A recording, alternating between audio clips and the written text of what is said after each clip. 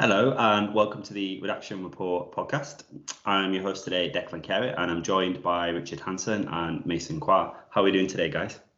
Yeah, very well. Yeah, I know I've not been here for a while. I'm excited to be back. Good, yeah, good stuff. We've got a really interesting show today. We're going to be talking about Joe Biden. He was inaugurated in January as president, so we're approaching the year mark, and it's been a year since the US election when he obviously beat Donald Trump. So we're going to have a look at how he's done so far, and then have a look ahead as well, because there's lots of big events coming up, which we're going to talk about. So, I mean, let's just have a look at Biden so far. He's been in office since January. It feels to me he's had a little bit of a mixed start as president. Richard, what do you make of what you've seen from Biden so far? Yeah, it's probably a C- for me in terms of a report card. Obviously elected in an incredibly polarized environment. So no matter what he does, Republicans are going to be deeply unhappy with. But equally, he's battling with the left of his own party. The Democrats control both houses of Congress. So obviously you would think that when it comes to passing legislation, he has the inside track, but it doesn't seem to necessarily be that way. Also, I think another definite positive for him is, he did kind of turn the tide, at least in the US, in terms of the coronavirus. I mean, I know they're still struggling with, vaccine uptake and that sort of thing. But from Donald Trump's sort of complete denial that COVID was really even a thing, despite getting it himself, to be able to roll out the vaccine and having, at least 50% of the American public being double jabbed now. So, there are some positives, but I think there's definitely still work to be done.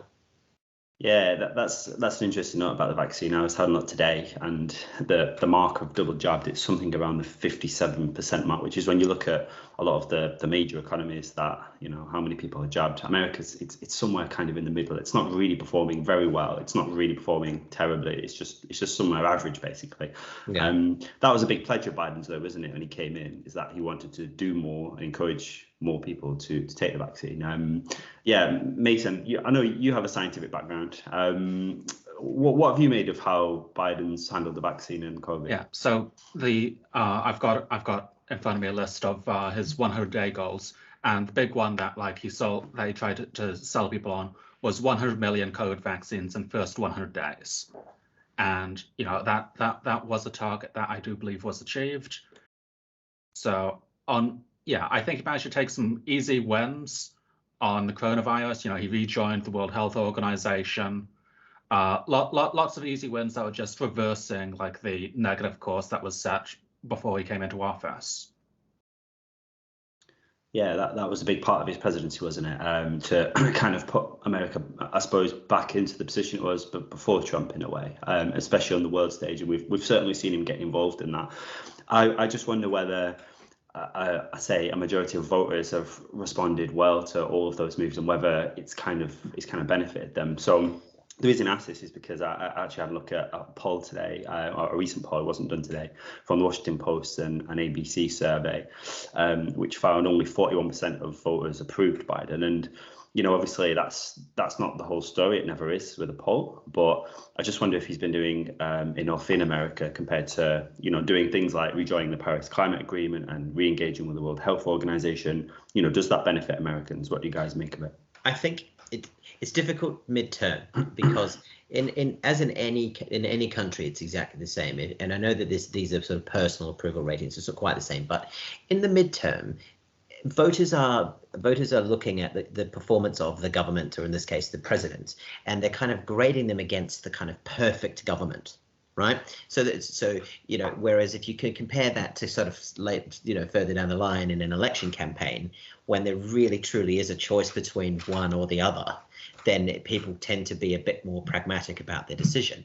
Whereas, but Biden may be sort of hemorrhaging support because people are kind of comparing him to some mythical, Jed Bartlett kind of figure, in a democratic context anyway.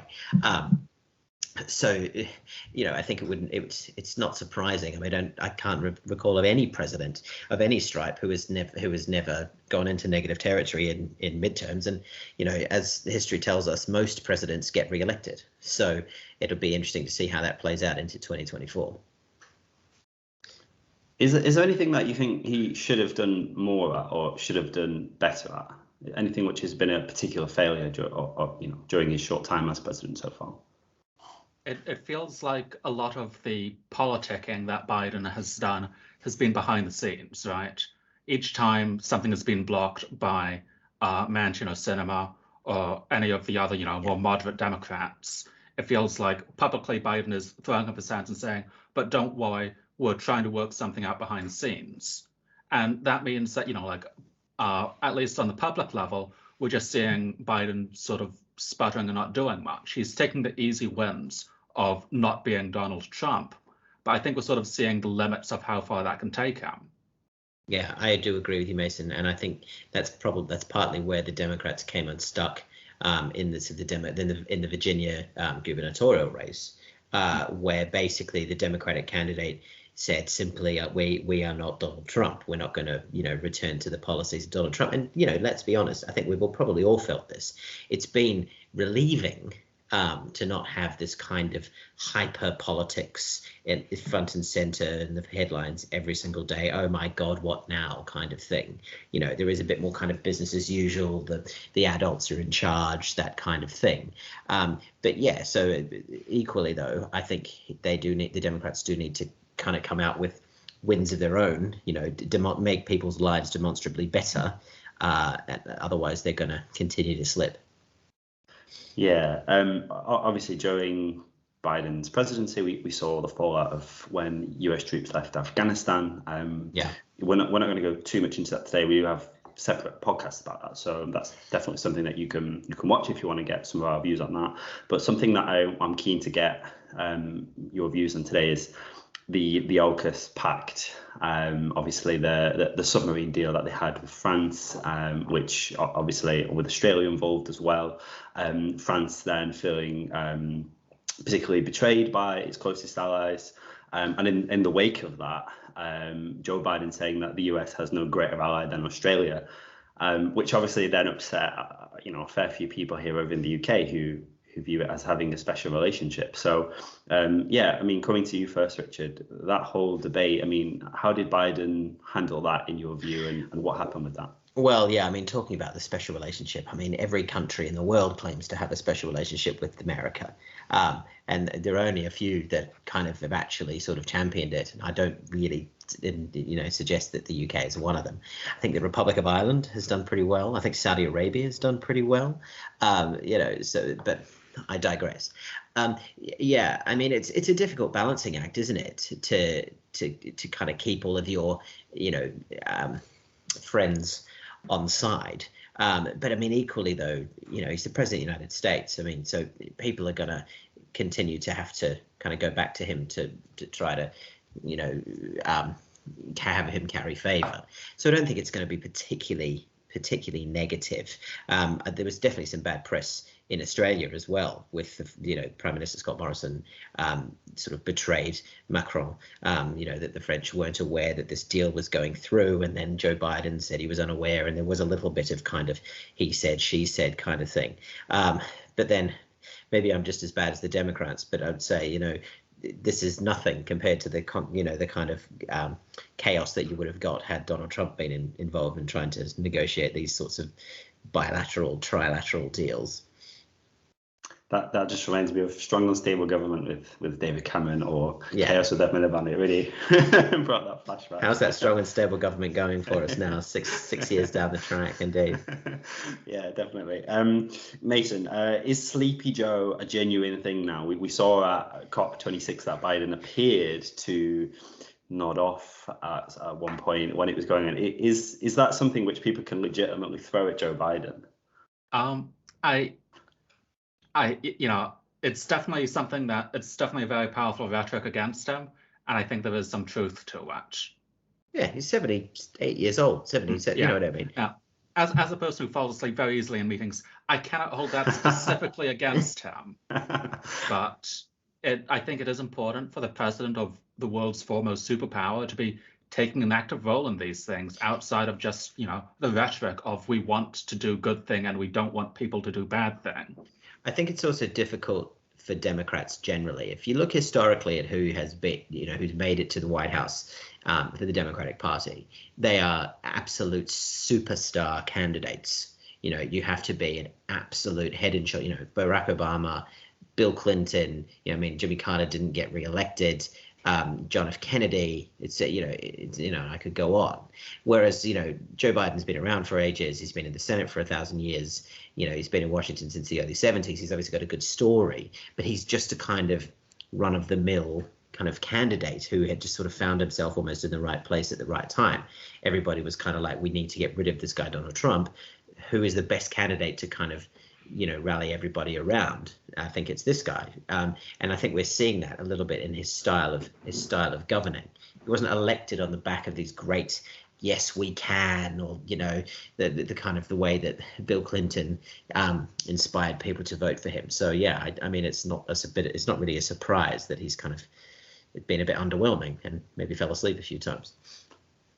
Yeah, I mean, maybe that's a sign of honesty, isn't it? Maybe it is a really boring conference at some stages, and you just nod it off, and maybe there's nothing wrong with that. 12 days in the hydro in Glasgow, I'd fall asleep as well. Look. We have to recognise that no matter how poorly Biden performs, though, at least he don't waddle up and then spend half an hour making fart jokes without a mask on. Indeed. Yeah, I suppose it always could be worse. Obviously, there was an election in America recently which saw a negative result for Democrats, especially in Virginia, where one of their own lost against Glenn Youngkin. Yeah, I mean, you spoke about that a little bit already, Richard, about perhaps some of the reasons why the Republicans won in Virginia and the Democrats lost, and perhaps Trump had something to do with that, or maybe lack of Trump had something to do with that. Yeah, exactly. So that the Democrats need to, and I mean, they're going to really struggle to hold on to certainly the House and potentially the Senate in 2022 as well if they don't do this. It's just they need to have their own policy platform. It's a little bit like Labour in this country. Simply saying we are not them is not a good enough excuse. We are not Donald Trump. Voters say, well, we know you're not Donald Trump. That's why we voted for you. So come on, tell us how you're going to make our lives demonstrably better. Obviously, he's got this huge infrastructure package, which is kind of this big old behemoth, which is kind of passing in one way or another, with obvious caveats for various different reasons. But, that's just it's the way that American politics is. It moves slowly. The system of checks and balances makes it incredibly difficult to kind of get anything, done in a streamlined way. But, the Democrats need to kind of get a hurry on. They've probably only got Biden's probably only got 11 more months of a clearer congressional majorities. I guarantee the Republicans are going to let nothing through if they get their hands on power in either house, in either chamber from 2022. The nuclear option worked for them so well last time. Why would Mitch McConnell all of a sudden extend an olive branch now?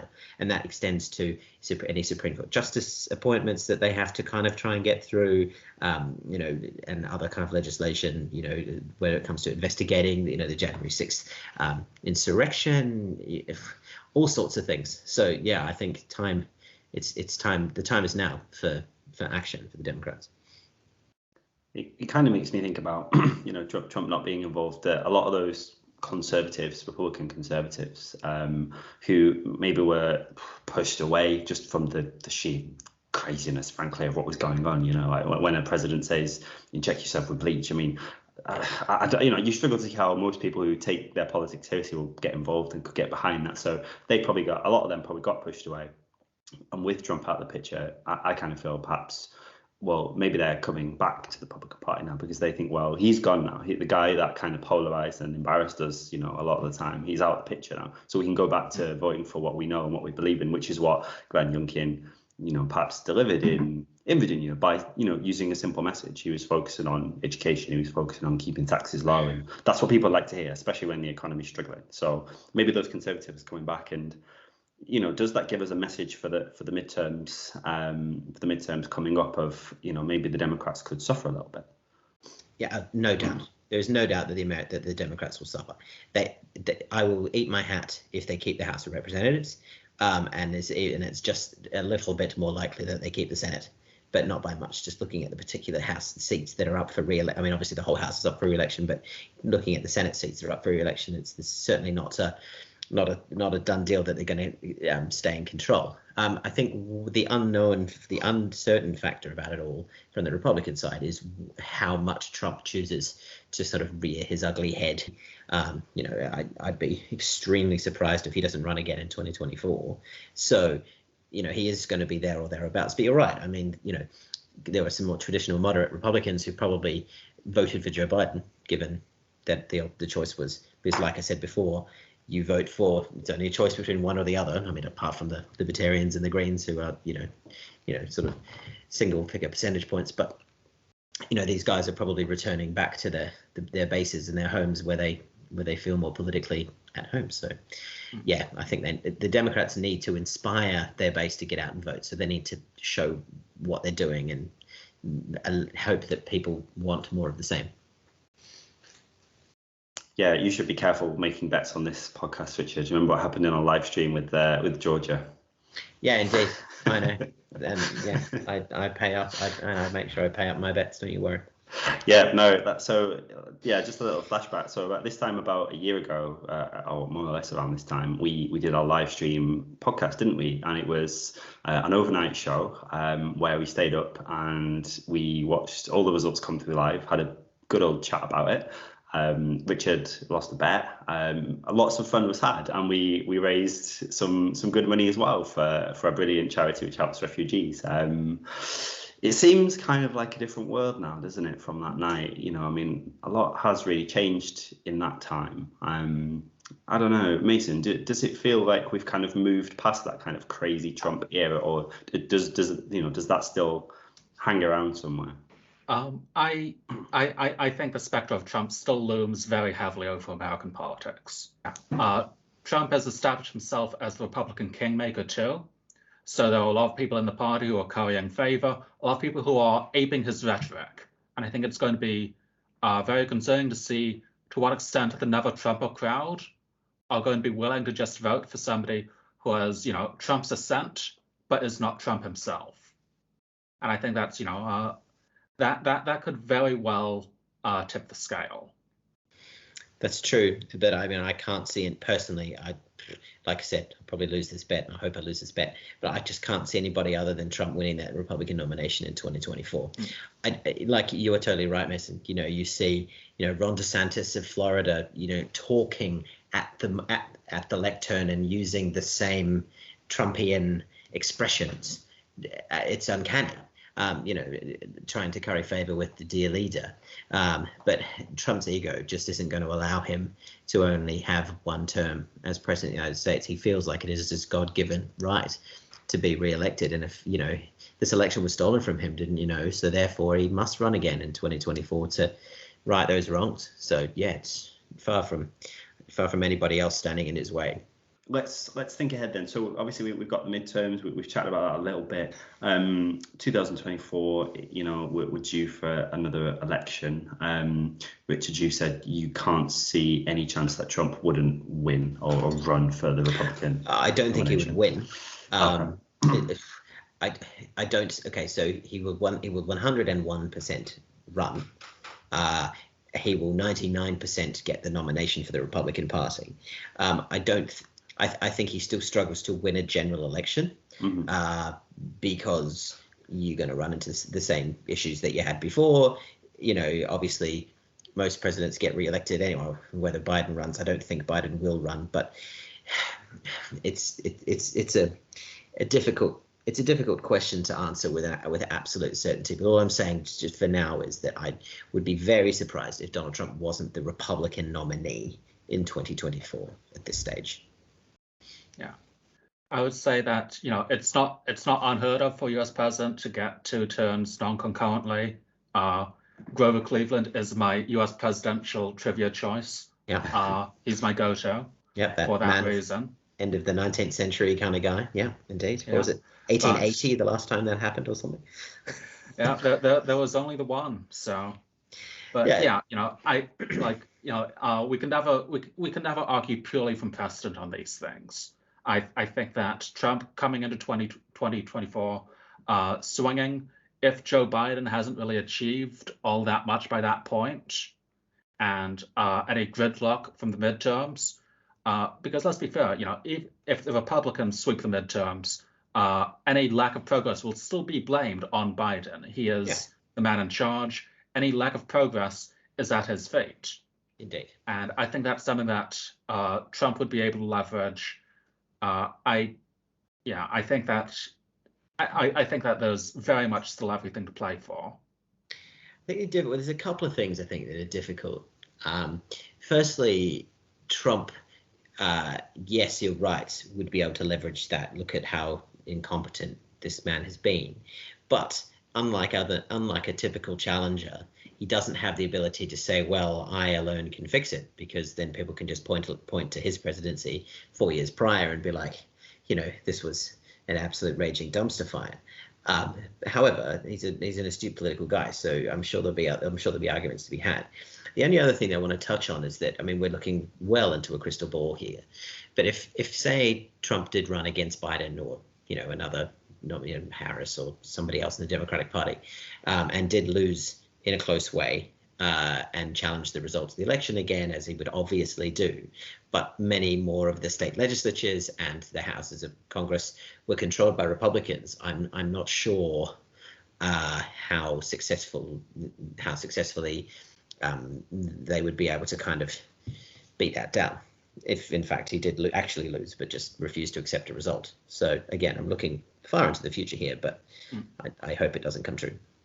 Yeah, I think, it's hard to say how much, I think the biggest unknown here is the conspiratorial core of Trump's base, right? Because they have, to a decent, if not thorough extent, been pushed off out of mainstream discourse. It's difficult to tell how fervent they'll still be 3 years from now, and how much political power they will be able to exert. Indeed. Definitely, yeah. I can't see Trump winning either if he does run. I think I'm with you, Richard. I think he's probably likely to get selected, but I think the damage he did as president, it takes a while to undo that kind of damage. So I guess the thing is how much of that damage is, as we said at the start, how much of that damage is visible in the lives of the everyday voter? Yeah, and that's Biden's challenge, I think, isn't it, to show that he could make a difference as president to the lives of Joe Blogs on the street, that they might have, say, more money in their pocket, or, they have, more freedom than they did before, or, some sort of something they can hold on to and say, well, yeah, Biden's given us this. Under Trump, we didn't have that. If the Republicans wanted to win the presidency, I don't think it would be particularly difficult. All they would need to do is elect someone who's not Trump, in my opinion. I think if it worked for the Democrats, well, quite, but I think if they did nominate somebody, a kind of John Kasich kind of guy, some kind, Nikki Haley, some kind of moderate Republican, people would flock in droves but again, and if there was a Republican called Trump on that ticket, I think there's a ceiling, and it's at about 42% of the popular vote. You know what I mean? But as those polls tended to say back in 2016. Indeed. Well, who knows? Maybe in 2024 we'll be here doing another live stream, and it could be a very different result to the one it was last year. Thanks everyone for listening. As always, I've been Declan Carey, and obviously I'm joined by Mason Quah and Richard Hansen, our regular guests on the Redaction Report podcast. Thanks for listening. Do give us a follow on social media, and tune in again next time. Take care, everyone.